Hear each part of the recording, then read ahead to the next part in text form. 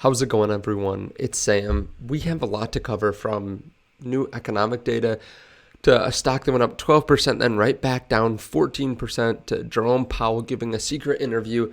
There's a lot to cover. If you don't mind, please stay through to the end. I'm going to try to go right through this real quickly, give you all the information you need on Friday morning and afternoon. Also, there are links underneath the video in case you want to check out the Patreon to see what I'm buying and selling, or to join Webull, get some free stocks. Also, hit that subscribe and turn on that bell notification. Now, we just got some important economic data. The PCE, the March PCE just came in. It rose 0.1%. The estimate was 0.3%. Previous was 0.3%. So coming in pretty good on the PCE. Now, the core PCE was a little bit higher. The core PCE rises 4.6% year over year. Estimate was 4.5, previous 4.7. So that's a lot more stubborn, coming down a lot slower. Now, Bitcoin is doing fine on this news. It didn't really move too much, 29,300. The stock market is pretty undecided at this point too. Now, Bitcoin dominance has been moving up to 48.6. I've been saying for a while that I really have only bought Bitcoin over the last year. I haven't been adding to altcoins because I think dominance will go up. And at this point, it looks like that's what we're seeing. Now, let's move on. This is getting really bad. The First Republic Bank wealth advisors are starting to leave their bank, and they're going to Morgan Stanley, JP Morgan, UBS. We've seen this continue to get worse and worse. And just a little reminder, First Republic lost over 50% of their deposits in about a month. And they just said that on their last earnings call. It's a little bit misleading because they actually had some of the big banks try to come bail them out by giving them deposits. So they're counting that towards their deposits. But when you take that out, they're losing so much money. They also are possibly facing a limit on federal borrowings. The U.S. government was unwilling to intervene with First Republic Bank as of just a few days ago.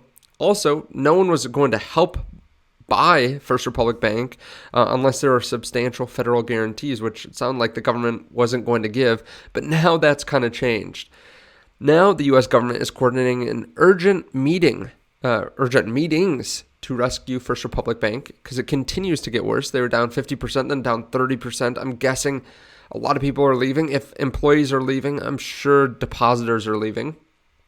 And we're starting to see the federal emergency bank loans start to rise again, $155 billion from $144 billion the week before. So this is not looking good. It looks like FRC is going to be taken over by the U.S. very soon. And they say here some of the big banks are starting to weigh in on this, or asset managers. $646 billion asset manager AB Bernstein on U.S. banking crisis.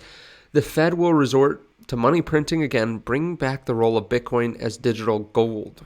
Again, one more reason to buy Bitcoin, just because we know that the government's going to continue to print money, and not just because of the banking crisis, but because of their own crisis of debt. It's pretty obvious that they can't continue to raise rates, and they're going to have to turn on the money printers again, actually inflating or deflating the purchasing power of their own currency. Now, this is really interesting. Maybe we should give Jerome Powell some credit. Maybe we should cut him a break because he's facing some interesting things. He just admitted to having a private call, a prank call with someone that was trying to impersonate Zelensky.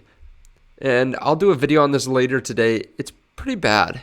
He says some stuff that he really shouldn't be saying to someone, especially someone that's unconfirmed, but to anyone. It's non-public information what he's saying, and I think it could be a fireable offense. This is the video here. I'll play it later today and cover it in a video.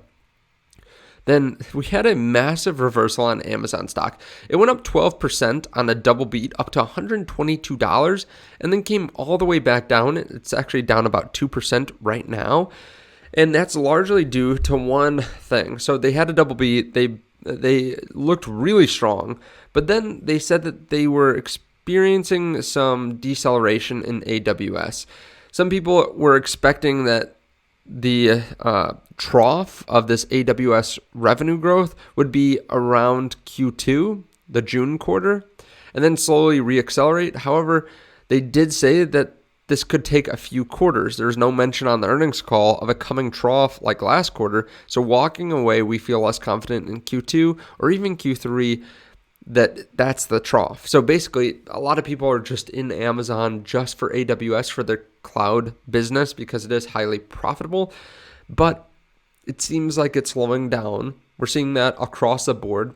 There are less and less companies that need as much hosting.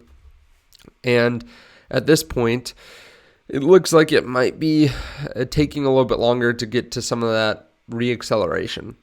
So people sell it off.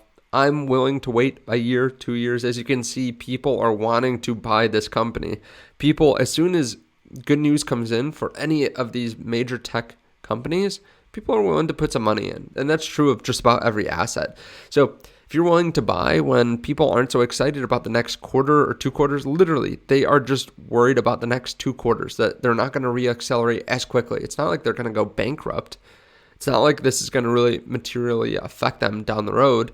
So if you want to buy Amazon, well, now you get it 12% cheaper than it was last night.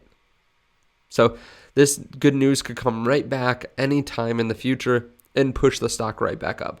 So one more reason to buy if you're looking for the long term. Now, FRC Bank is up a bit here today in the pre-market. We'll have to see how this all shakes out, see if the government actually does come bail them out. Maybe that's part of the reason that people are willing to buy this bank. But as you can see from the last 1 month, just a few days ago, they were up 60% from where they are now. And if you go back to the 1 year, to back before Jim Cramer was talking about it, it was up 90. It was up a lot more than where it is now. It's fallen 95%, so it was up 20x where it is today. Let me know your thoughts on all this underneath the video. Do you think the FRC is going to get bailed out? Do you think the Fed is going to continue money printing? Are you buying any stocks?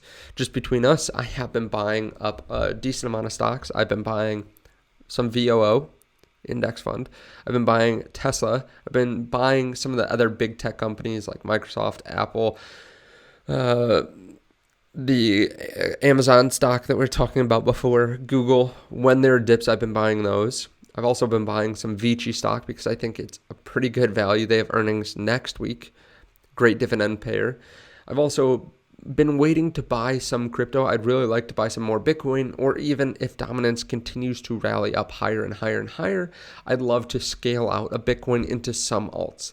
Now, I'm not going to go crazy. I'm still going to hold mostly Bitcoin, I think, unless the Bitcoin dominance just goes up really, really high. I'd like to hold on to more Bitcoin than just about anything else because I think it is a lower risk level, still with a lot of potential. But I might be crazy there. Let me know your thoughts underneath the video. Let me know what you think about the Fed interview, Jerome Powell speaking to fake Zelensky. If you've seen that, let me know in the comment section. Thank you so much for watching. I really do appreciate it, and I'll see you in the next video. Bye.